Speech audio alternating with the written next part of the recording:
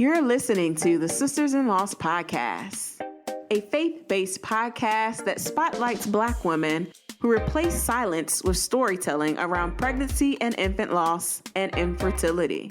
Black women experience miscarriage and stillbirth 4 to 5 times more likely than white women, according to the NIH and CDC.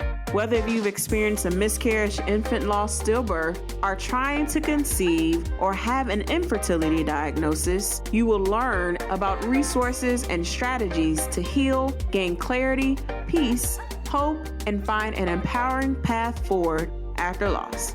I'm your host, Erica M. McAfee, and you will hear me interview sisters-in-laws who have healed from such a painful and traumatic experience by sharing their testimonies and stories to inspire and help others turn their pain into their purpose.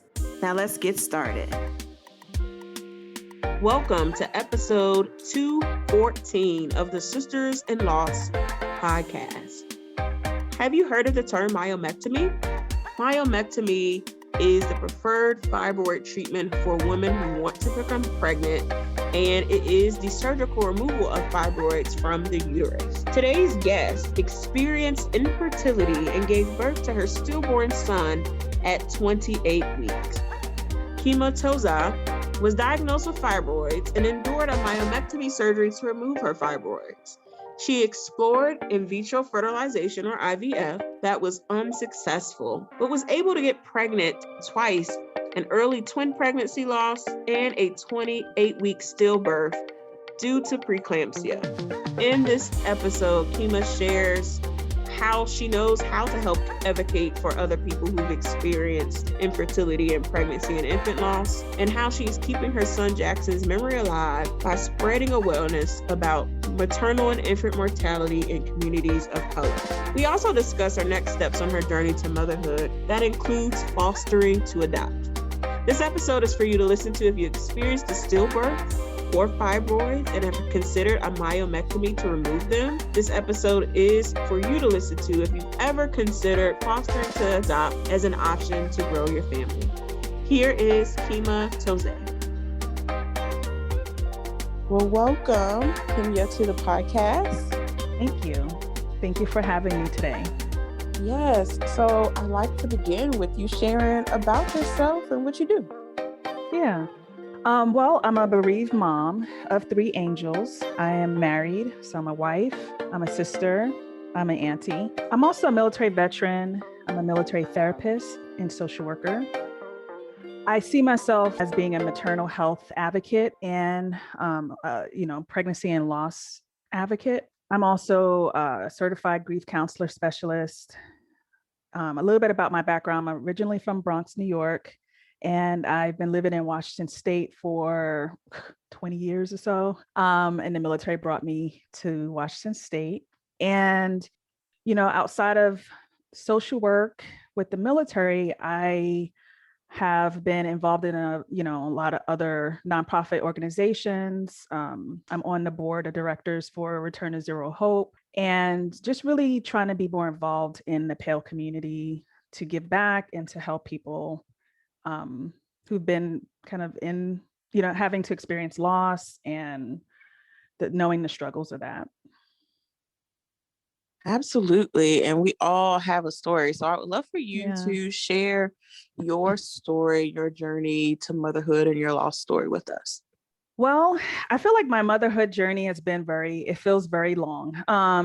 It started maybe, in my early 20s with having some difficulties around periods and painful periods and not really understanding what's going on in my body. And then finding out that I had fibroids and trying to understand what that means for my, reproductive health and where that's gonna, how my journey is gonna unfold. And I've, over those times in my 20s, having fibroids has really shaped my health in a lot of ways. So I ended up having to have surgeries. So I had a myomectomy, and I've had some other smaller surgeries to remove fibroids because of pain and because of other issues around infertility.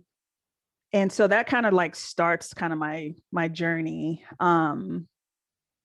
I met my husband in 2013. And when we met, we knew we wanted to have children. We wanted to start a family. And I was like in my late 30s when I met my husband. And we tried like most couples do in the beginning, and nothing was really happening. Not sure what's going on. Why is it taking so long?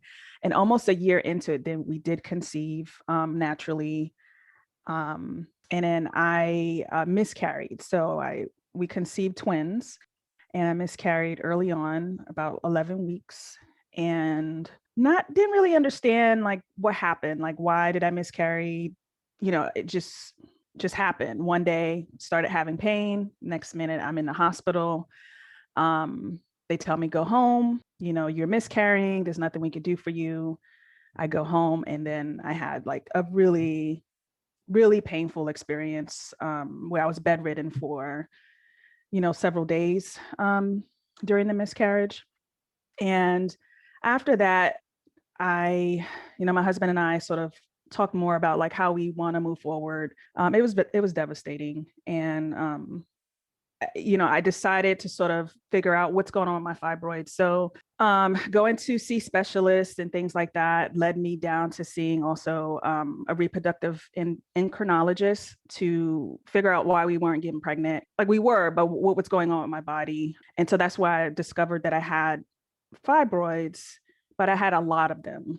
So I knew I had them, but I didn't realize how, like the grand scheme of how much I had, until I went to see a RE, and who did all the workups and everything before we decided if we were going to do, IVF or go another route. So they wanted to see what was going on with me. And they saw that I had a lot of fibroids and recommended a myomectomy. So my doctor told me, this is why you probably had the first loss, possibly. Let's go ahead and maybe consider removing some of those fibroids. Well, it was a pretty major surgery. It was, like a C-section. And so that happened. I had the recovery period from that. And after the recovery period, which is like a C-section, I think it was like a 2 to 3 month recovery period, my doctor said that we could start trying again. So that's what we did. We started trying again, but then we started still experiencing infertility, not understanding why it wasn't happening as quick. I thought, hey, I had this surgery. They removed some fibroids from my uterus. I should be good to go, right? I'm healed up. Well, it started to take a little longer than we wanted. So we started looking into reproductive fertility treatments, starting with, the lowest level. And then eventually our doctor said, you guys should probably do the IVF route. So we went down that route. And our first IVF fresh cycle, was unsuccessful. And it was very devastating. But then we had frozen eggs. So then we did the frozen embryo transfer process after that, which I've done maybe 3 of those. And I'll never forget, on my last frozen embryo transfer, like all the other transfers didn't work. And I was en route to do my last transfer, right? It was the last egg available. And they had to unfreeze the egg. And if it like once they unfreeze it, then they can do the next steps. Well, I was en route to the clinic, and I get a call from the nurse, and she says, we can't do your frozen embryo transfer today. Your egg didn't make it when we tried to thaw it. And my whole world just crumbled. I'm in my car, probably in traffic, and I had to like turn around and go home. And I think that's where I kind of broke down, and I just got into a really dark place, and I didn't know where I was going to go from there. It just was really hard. It was a huge loss.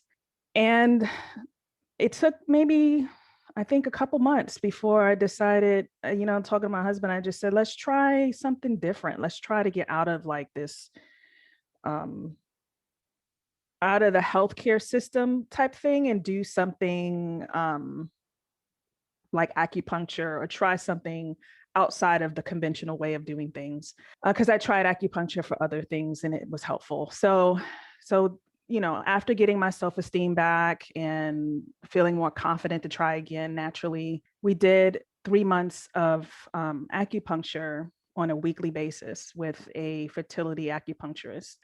And we became pregnant with our son, Jaxson. And we were ecstatic. We were so happy, but also nervous and scared. And, I had a loss already. So I was like, I don't know what's going to happen here. But at the time, I was still being followed by my RE at the infertility clinic.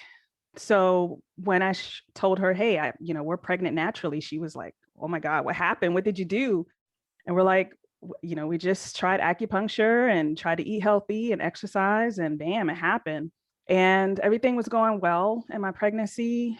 I had made it past the 12-week mark, and I thought, we're definitely going to have this baby. Everyone tells you that, after 12 weeks, you're good to go. You're home, home stretch. I didn't really know anything different until our 20th week ultrasound, where they, check in about everything with the baby. Everything looked pretty good for the most part. Then I started to have some concerns about my blood pressure. And my nurses would say, like, your blood pressure is a little high, but not, still seems okay. We'll kind of watch it. And plus because of my history, I had to be watched by a maternal fetal health clinic provider, which is not like a midwife. So it had to be on a higher level because of my history and my age. And so I continued to do my appointments. And every time I went, they started to notice my blood pressure would just get high. And then, they would say, well, maybe it's just because you're coming in and you're probably stressed out or whatever. But then I started to have these other symptoms like headaches and kind of like a weirdness feeling, like almost like I was an out of body experience that I could not understand what was going on, but it felt very different. I didn't feel like myself. And so I started to go to the ER a couple different times to check in and see what's going on with me. Why am I having this weird feeling? And then I was diagnosed with preeclampsia. And so I started to get monitored on a more frequent basis. I even had a time where I was in the hospital for about a week to monitor my preeclampsia symptoms. And the doctors there were telling me, your baby might come early. You might have a preterm labor because of all this. And if he comes early, he will be in a NICU. And I just was like, back to that devastating place again of like, I don't know if I'm gonna have this baby. This is really scary. There's a lot of things happening that I have no control over. And so after that week of being in the hospital, I was sent home, seemed like things were going good. Baby was seeming to be doing well. And then around my 28-week mark, started having more, weirdness, like almost like not contractions, but some like a weirdness in my belly and just not feeling like myself. So I went into the ER. They did all the checks. Everything seemed well. And I was sent home without actually seeing a doctor. Like the nurse saw me and said, you're good, go home. Well, that night, I had a placenta abruption and I lost my son. So I didn't know what was going on, was rushed to the ER. And, that's where you get the really devastating news. You don't have a heartbeat. We can't find the baby, things like that. And I had to go into a emergency C-section to deliver Jaxson. And at that point, that's where I learned that I had a full abruption that was silent. So I didn't have any major symptoms that keyed me to that. So that's probably why I was sent home, because they didn't really know until they found out that it was a full abruption that was a silent abruption. And so, yeah, that's kind of how, it all kind of unfolded, is that we lost our son Jaxson, and we were in the hospital. After delivering him, I still had preeclampsia symptoms where they had to monitor me because I lost a lot of blood and just a lot. It was really serious, and I could have lost my life as well. So I stayed in the hospital for about a week or so, and I'm really blessed that we were able to be with him and hold him and love on him during that time for 5 days. And after leaving the hospital, we proceeded on the journey to to have the, the next steps would be the funeral, and we did a burial, and we, sort of moved on with our lives in the best way we could. At this point, we don't have any living children, but we definitely, Jaxson, we know Jaxson lives on in us. And so his legacy is through the work that I do with others. Absolutely. I love it. And I definitely can relate to your story with a placenta abruption.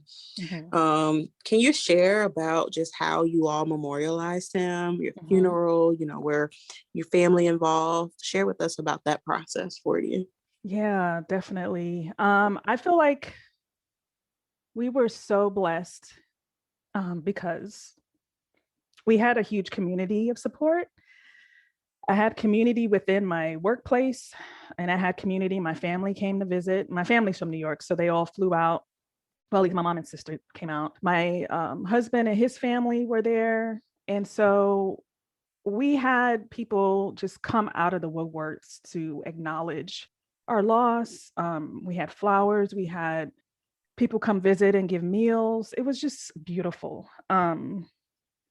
And what we also did, we had a balloon release before we had our funeral arrangements. Our family came together. My husband has a pretty big family, so we all came together and at our house, and we did a balloon release, and we put his name on a balloon, and all the family members wrote special messages to Jaxson, and we released them at night. And it was so beautiful. The balloons were I think they were like purple and like silver-ish. They had two colors, and they just glittered at night. It was so beautiful over our house. And so we just released the balloons. And then we went into, never thought I would have to do this, but actually creating a funeral session, like writing everything that we could do to make the funeral actually a possibility. So we had to, I had my sister there and my husband's cousin. So they did the opening of the funeral. So they had, words that they said to the folks there that were at the funeral.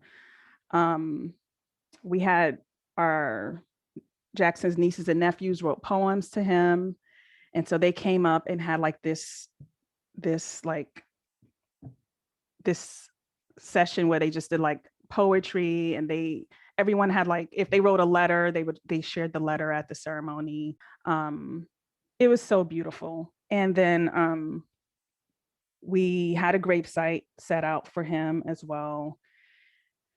We had a pastor speak over his grave. And it was just like very ceremonial and very beautiful. And then, so it was like a real, real funeral that you would see with, any adult that you would experience, but for a child. So since then, the balloon releases have been a yearly thing that we do on his birthday. So he was born November 8th, 2017. And every year we do a balloon release to just recognize that he's getting older in heaven, and for us to come together as a family. And that's been a beautiful thing to keep up. We thought about writing a book, my husband and I. So we're still sort of talking about that process, a children's book to just keep his legacy alive. And we on his birthday, we don't have cake and ice cream, but we do recognize that it is his special day. And my family, I'm so lucky that my family does too. So when his birthday comes, they either call me or somehow we get together and they recognize that this is a special day for everybody in our family.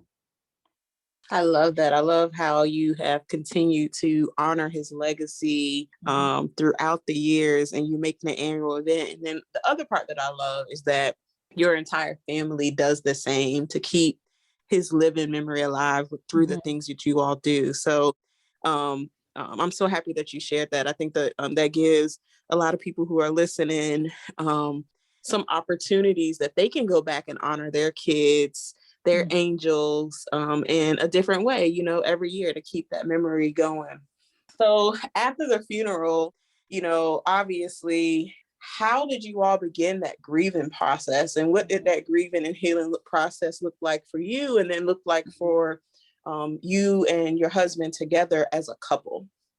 Yeah, that's a great question. I think it's something that we don't often talk about just in general, but couples need so much support. So again, I feel fortunate. My husband, when we lost our son, he said, "We're in this together." He told me that. And it was hard. I mean,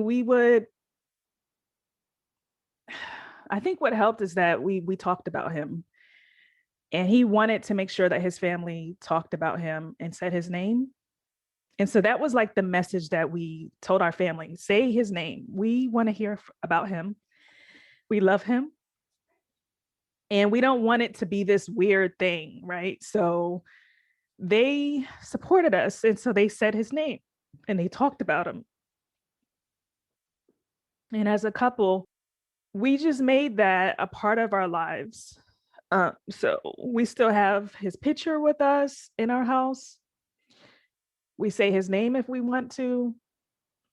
My husband went through a lot of anger at first, and that was scary, but I knew that was his way because he didn't have the words to really express what he was going through. So I think what we did is we didn't judge each other for what we felt.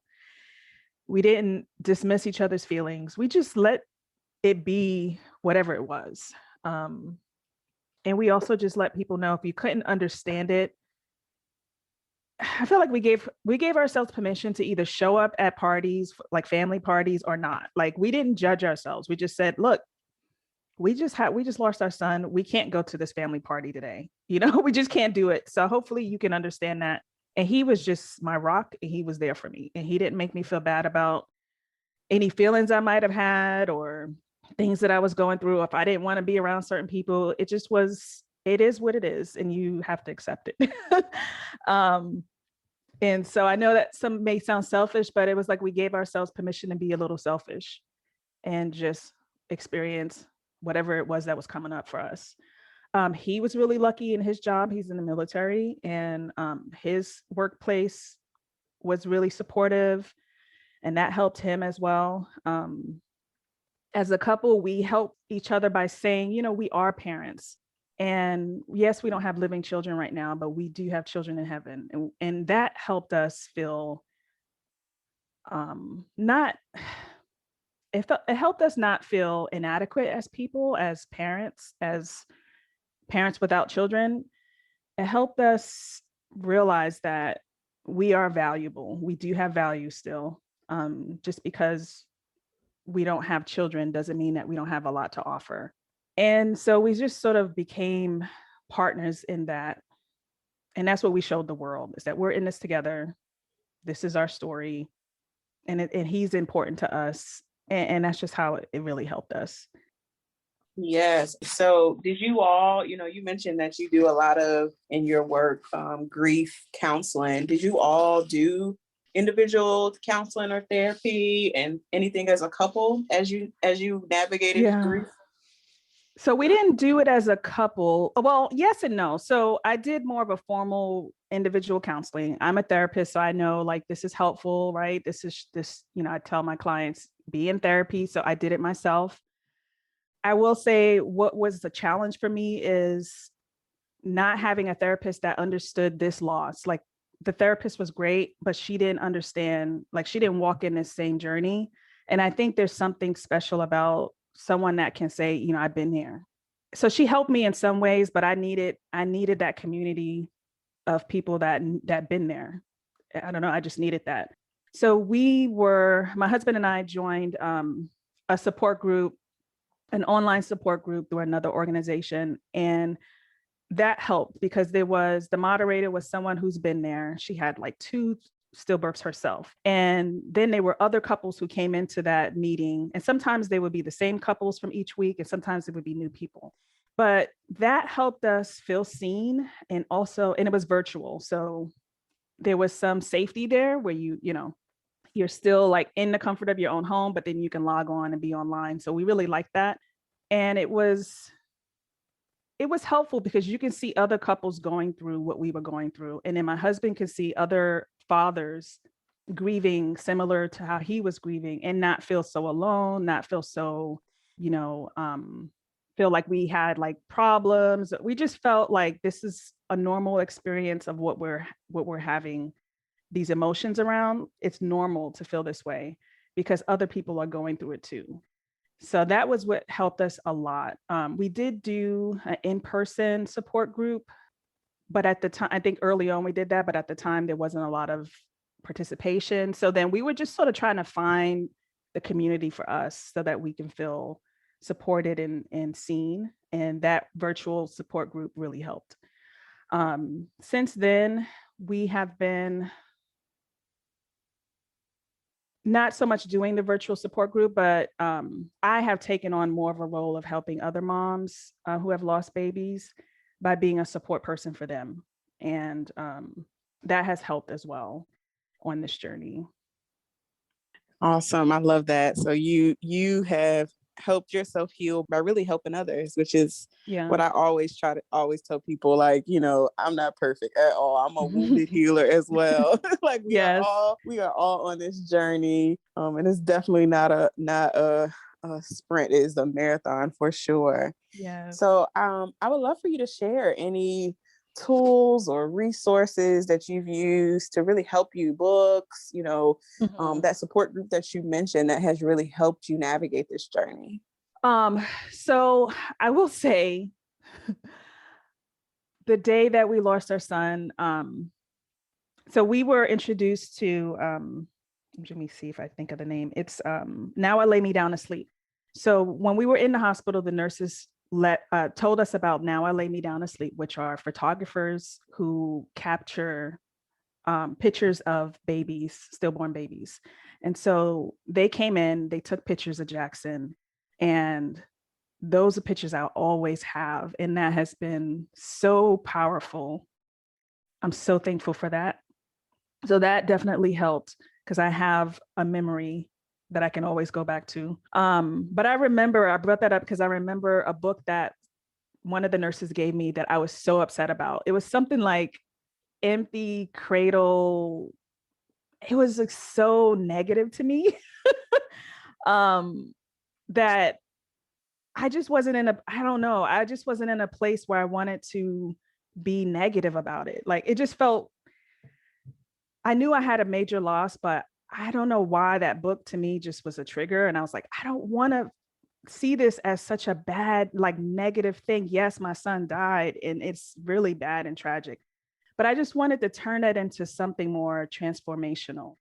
So long story short, that book to me was just like, like it just felt too negative. So I really try to grab onto things that make me feel more empowered, that focus more on my whole person, like the value that I can bring, even though I've lost a child, even though I don't have living children, I'm more than just that. So I can't think of any books right now, but anything that's more encouraging, that's more holistic is where I really put my energy, and not too much on what I don't have or like the negativity piece. The support group that I was a part of was through Star Legacy Foundation. So that helped, that I mentioned earlier. And the other thing that has been really helpful is just being a part of organizations like Return to Zero Hope. So I currently moderate a BIPOC support group online. So Facebook groups are really helpful, online Facebook groups.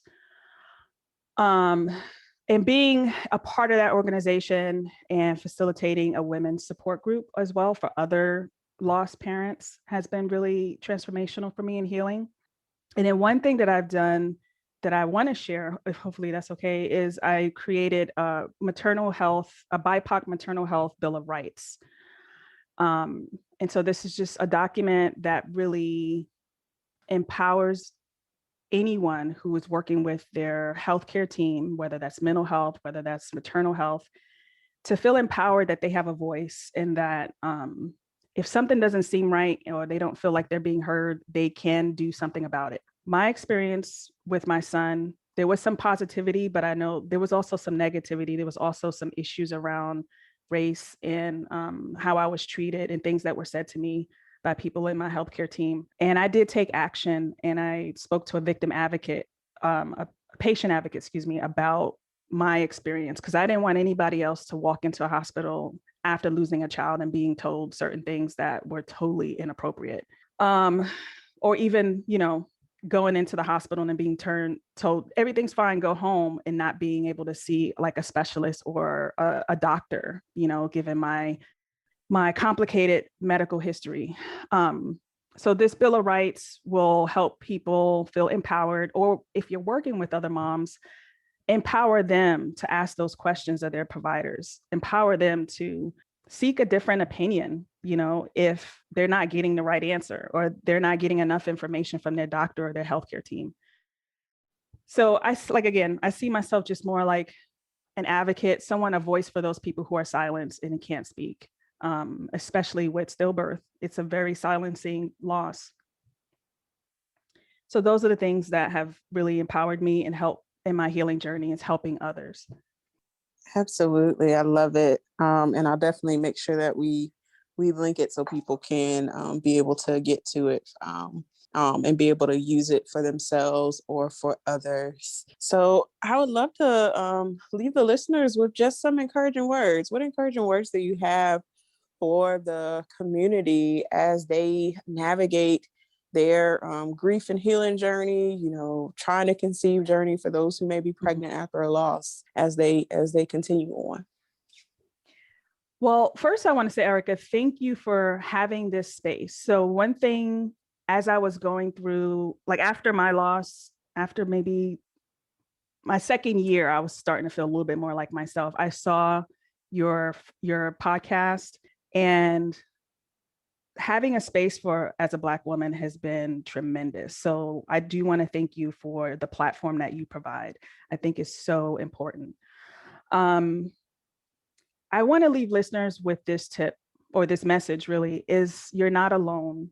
You're not alone. I think that is like one of the biggest things that helped me, is see that I'm not alone, and that you can say your baby's name. You can integrate your baby into your life. You don't have to move on. You don't have to, we told so much about grief, just move on. You can have another baby, right? All these things that people tell you.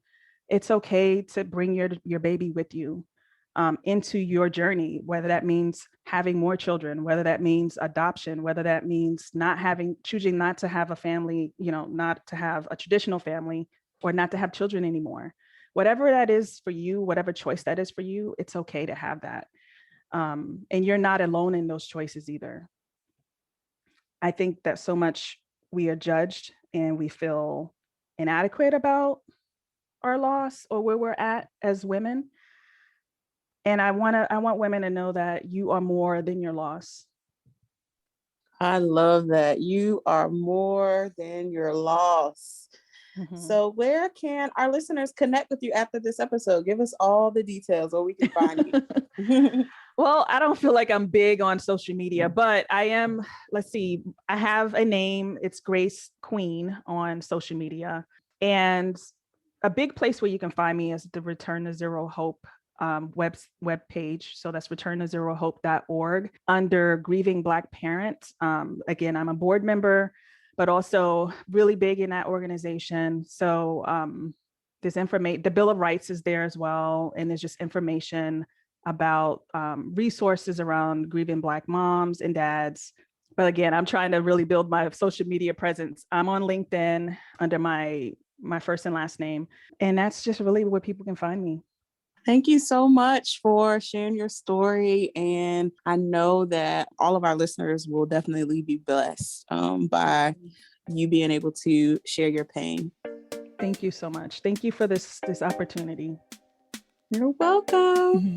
Thank you for listening to today's episode. For show notes, go to sistersinloss.com to stay connected with us and join the Sisters in Loss community and receive my weekly newsletter.